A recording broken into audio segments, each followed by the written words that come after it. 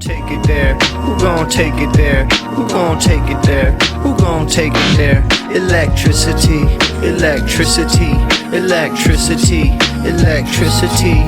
You know what's in the air, you know what's in the air, you know what's in the air, you know what's in the air. It's possibility, it's possibility, it's possibility, it's possibility. So Ethan and Sam Seder debated yesterday. A lot of you have probably heard about this already, probably seen some clips from it. Some of you probably haven't because you are not interested in the Ethan Klein drama whatsoever. And I share that sentiment with you. I've covered Ethan a few times. I found that it's not really worth it. I mean, he contradicts himself constantly. He seems to have some kind of complex about this. There's something about his position that is either ever shifting or his focus on this issue betrays a bias that his stated opinions contradict. And some of you may have noticed on this channel that something that I like to do is take people's perspectives at face value, not to a naive degree, but I like to listen to what people are saying. I'm trying to hear what people think, not what I think they think. And I think that's important. Doesn't mean that you have to give people too much goodwill or charity, but I think especially for someone in my position who's talking through these issues, talking to people who might be fans of some of these people as well as haters of some of these people or whatever, I reach a decent, especially when I'm talking about Ethan Klein or somebody who's relatively controversial on the left, not just controversial between left and right.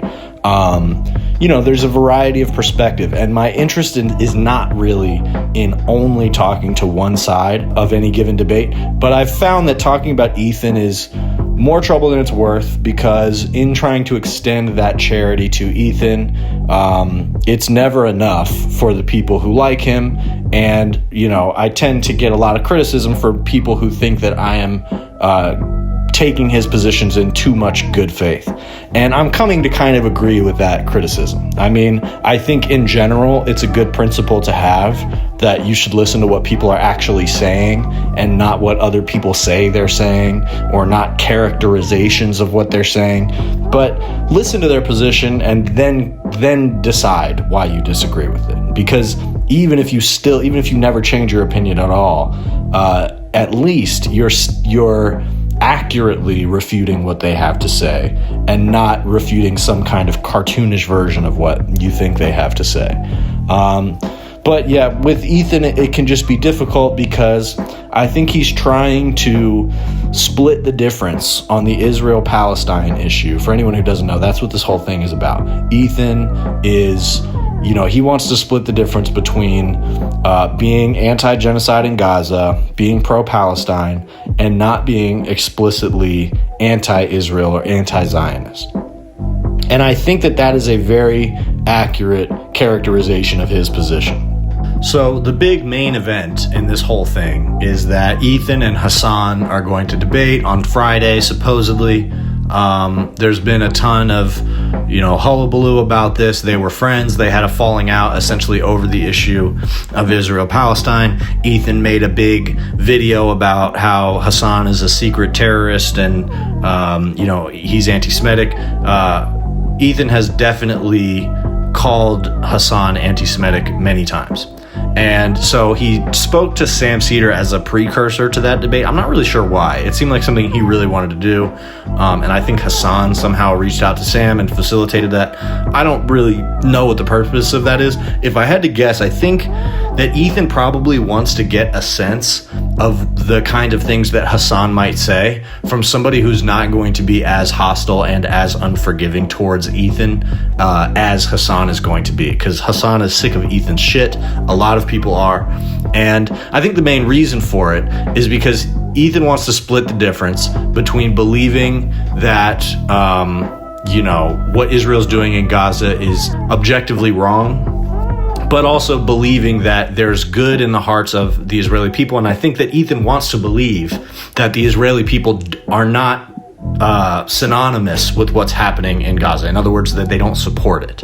And he makes that point a lot. And I think really, as far as this debate with Sam and Ethan goes, I think that's the most significant thing that came out of it, is that, you know, Ethan wanted to make the point that Israelis are not necessarily supportive of this, and he points to a clip, which I'll get to in a second, of Hasan saying that anybody who has ever been supportive of Israel should be castigated and treated like neo-Nazis.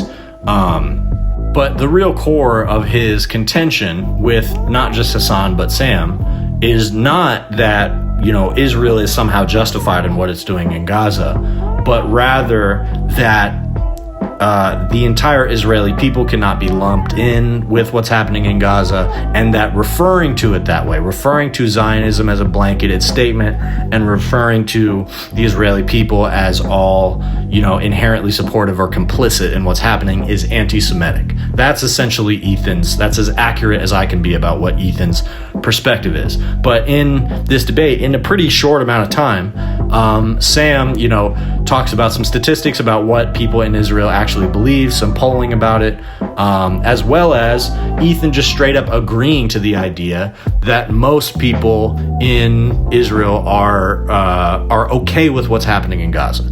So right there, I mean, that's the end of his argument. There's really none more to be had. The only thing that he has to say after that, not in this debate, but in general, is accusations of anti-Semitism. The reason you can't say this criticism or this little clip is wrong because you said this, and it's anti-Semitic and it's dangerous and it's blah, blah, blah. That's really all he has. Because when it comes to actually the Israel-Palestine issue, the one little wedge that he's trying to carve out here, that it's wrong to characterize Israelis on the basis of them supporting the genocide in Gaza, it pretty much falls apart immediately under scrutiny. So let's listen a little bit to this debate that they had. I'm going to try to keep this one relatively short. Every time I say that, I end up talking for like 25 minutes straight. I don't really want to talk about this for that long. Plus, this is going to be a little bit of a long clip. But let me just play this real quick. And I think it's kind of self-explanatory. I mean, I think Ethan pretty much immediately backs off of the only real position that he was trying to take here. And the only other thing that he has is accusing Hasan of anti-Semitism. So check this out real quick. Obviously that's way more important. So let me show you an example of something, and again, I know you don't care about the drama. To me, this isn't drama. This is one of the biggest, most influential streamers spreading something that I think is really dangerous. And you can agree or disagree, but it's a short clip, but I'll show it to you, and you tell me what you think. This will never happen, but in a totally just world, any kind of, regardless of your background, any kind of fucking Zionist tendency should be treated in the same way as being a fucking rabid neo-Nazi. And you shouldn't even let someone be the fucking local dog catcher as Felix was posting if they've ever exhibited any sort of like positive feelings about the state of Israel. I'm so serious about this. Now, by the way, he didn't misspeak. He doubled down on it yesterday. He said, no, I agree. That's what I think. Now, just to recap, he says, anyone that's had positive feelings at any point about the state of Israel is a neo-Nazi that's not fit to be a dog walker. Now, to me, that seems like extremely dangerous, dehumanizing language about what could arguably be 70% of the Jewish diaspora, and certainly probably people you know in your family. I'll tell you, there's some hyperbole there, but that's I think, I mean, he says Zionism, and I'll tell you what I think is really sorry, cool. I got to correct you. He says Zionism, and then he says if you had positive feelings about the state of Israel at any point in your life. I got to tell you, if you look at what's happening right now, and you have positive feelings about Israel, he said at any point in your life, Sam. Just to be clear about what he said.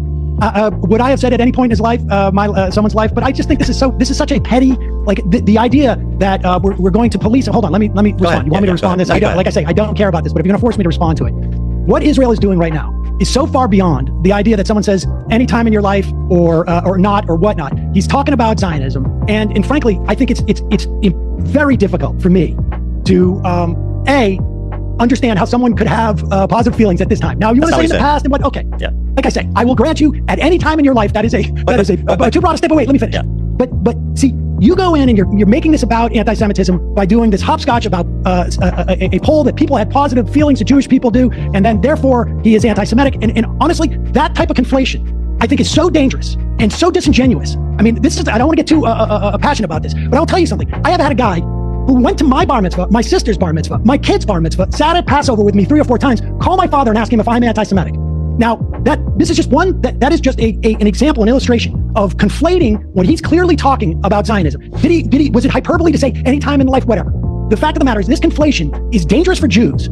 It is a fig leaf and a way of weaponizing anti-Semitism that has enabled Donald Trump to do the shit he's doing, that has enabled the slaughter of thousands upon thousands of children and women and men, for that matter. It is not keeping Israelis safe. And this type of conflation, Ethan, is what I find far more irresponsible, frankly, than the idea that he said positive any time. I mean, look, you do a show Sam, 4 hours a day. He does a show 5, or as far as I can tell, 15 hours a day. And to focus in on that one tiny clause. This is not one tiny clip, Sam. Well, you don't know. This is a totality of behavior. But you and by the way, it's easy. And I appreciate that you can hand wave it away and say that it doesn't. No, I'm not hand waving it away. Well, you kind of are. I'm saying You're this saying it conflation. doesn't. You're saying actually I'm wrong for caring about it. No, yes, in fact, I'm saying this conflation is incredibly dangerous. It is disingenuous. I think it's dangerous right now, to ignore what's being described as dehumanizing violent language for American Jews that have nothing to do with the word. That is a complete mischaracterization of that. It's not. He's not fit to be a dog walker. He never says the word Jews. He says a neo. Listen, how many members of Kufi have positive feelings? How many millions of members of Kufi, the Christian organization, have positive feelings for Jews? It is clearly not a function of their Judaism. It is not a function of their Judaism, and so it describes most Jews. No. Yes, it does, Sam. It describes most Christian evangelicals too. It may do them too, but it also describes 73% of Jews. That is not anti-Semitism. Well, I don't know. What do you call it when somebody's discriminating against the vast majority of a racial or religious group, Sam? I'm sorry. You want to look at evangelical Jews? I don't care about evangelical people. Okay, but I'm talking about the way you're constructing this. I think you can say the same thing about Christian evangelicals too. It is not anti-Semitism. It is not. It just isn't. Like, taking one example in isolation, which is what we've done here. Well, you're the one who gave it to me. Yeah, well, fundamentally, I disagree with you. I'm using your example, and in that instance, that is not anti-Semitism. Well, I disagree. Okay, well, that's our disagreement.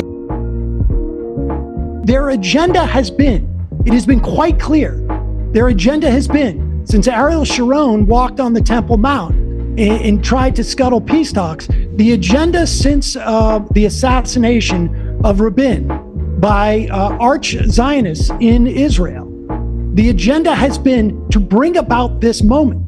There is no doubt about it. The annihilation of the Palestinian people has been an agenda in Israel for far too long. So from the perspective, it's anything I say is fantastical relative to what they would actually do. Anything. There's nothing they could have done that because of the situation, anything they would have done would have been.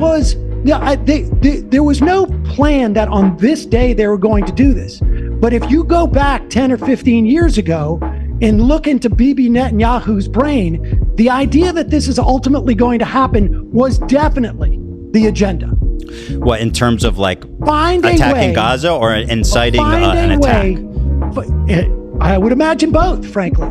Sam, I'm responding to you saying the majority of Israelis want civilians to die. 500,000 people came to the street for a ceasefire of a country of 5 million, Sam. That's 10%. Israel just broke the latest ceasefire.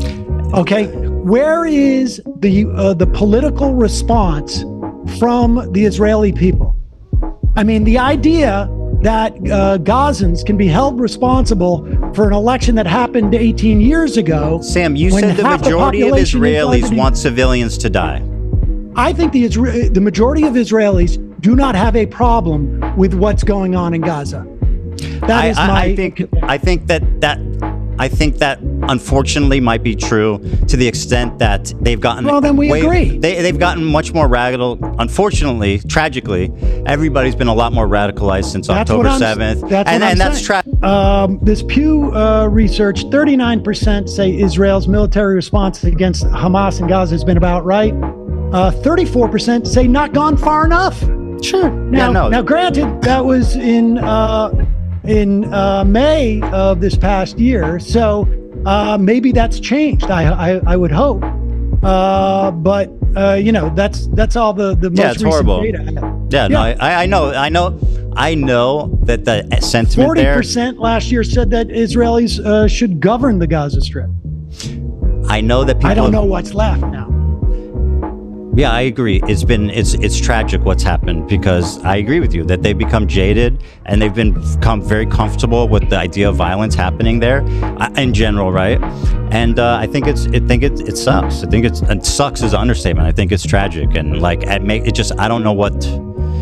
Truthfully, the situation is so fucked up it just feels hopeless sometimes. But. So yeah, right there. I mean, that was towards the end of the debate, and it just seems to me that the debate is over at that point, not just between Ethan and Sam, but it's like, what even does he have to say to Hasan at that point. Now, obviously, the conversation with Hasan is going to be much more focused on accusations of anti-Semitism, and he's going to essentially force Hasan to explain over and over again that there's a difference between what he's saying about Israel and Israelis and Zionists, specifically Zionists, versus, saying things about Jews in general. And Ethan is trying to make the point that even if you're specifically saying Zionism and you're not talking about Jews, by talking about Zionism a certain way, by characterizing Zionism a certain way, or using a sort of blanketed moralistic language about it, you're being anti-Semitic in a way that actively hurts Jews. When Ethan says that explicitly being anti-Semitic is not that's not the only thing that you need to keep your eye on. You also have to keep your eye on people who are being non-explicitly anti-Semitic, because that leads to real violence, and we've seen that throughout history. However, first of all, the most obvious point is that the power dynamic when it comes to this situation is completely different than that. In other words, Jews are not under threat because of this. Palestinians and Gazans are being actively obliterated as we speak. The job is nearly finished, as Trump would put it, to the point that their homeland has been absolutely destroyed, and they've killed as many of them as possible, probably way more than we could even fathom, let alone that we have information to calculate at this point.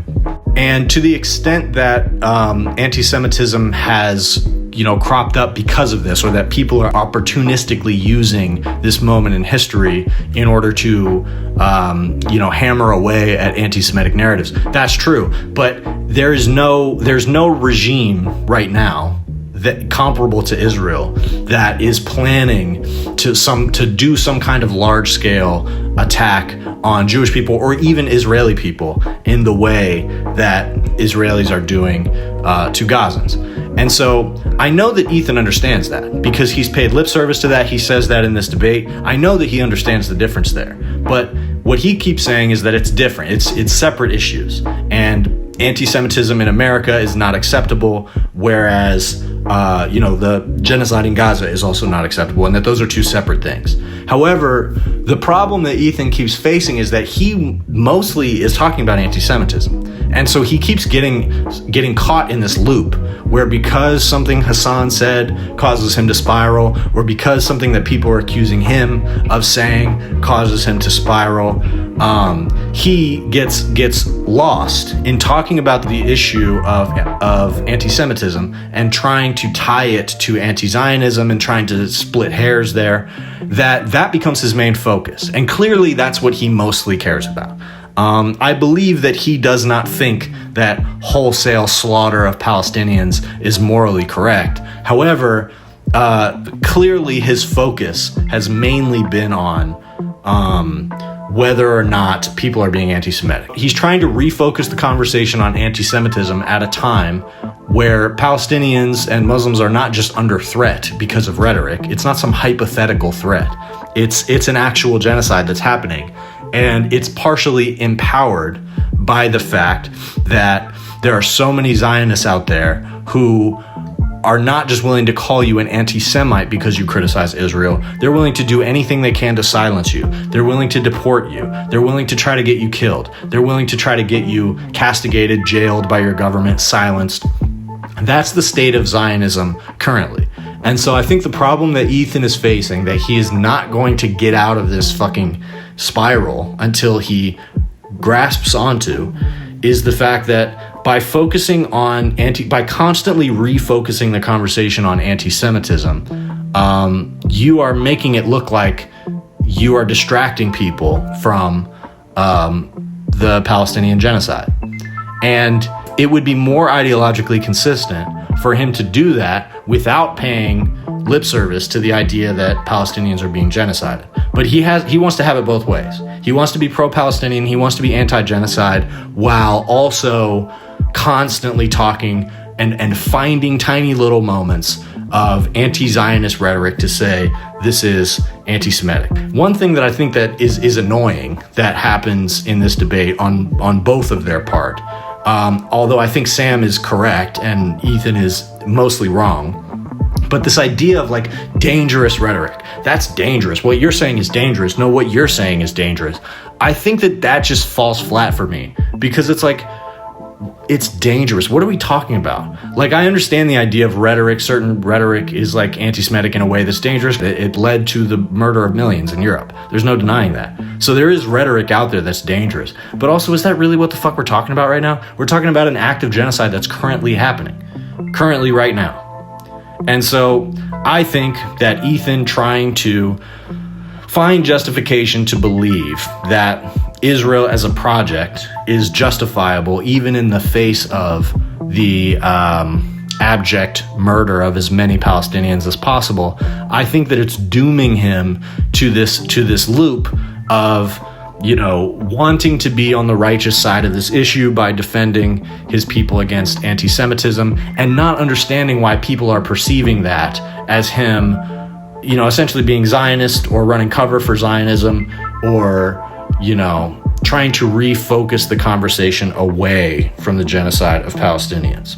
And so I think the fact that his argument immediately kind of falls apart upon like quickly examining the numbers, and even just asking him his opinion, even him just stating his opinion that he thinks most people in Israel are okay with what's happening there, that's kind of the end of the argument right there. And then, you know, that's not where I ended the clip, isn't like the end of the debate, but it's close to the end of the debate, where he just goes on to say, like, I think the situation's hopeless. And I think that that's true, but also I think that that's the source. The fact that he is coming to that conclusion rather than coming to the conclusion that the project of Israel is a big part of what's causing this hopelessness.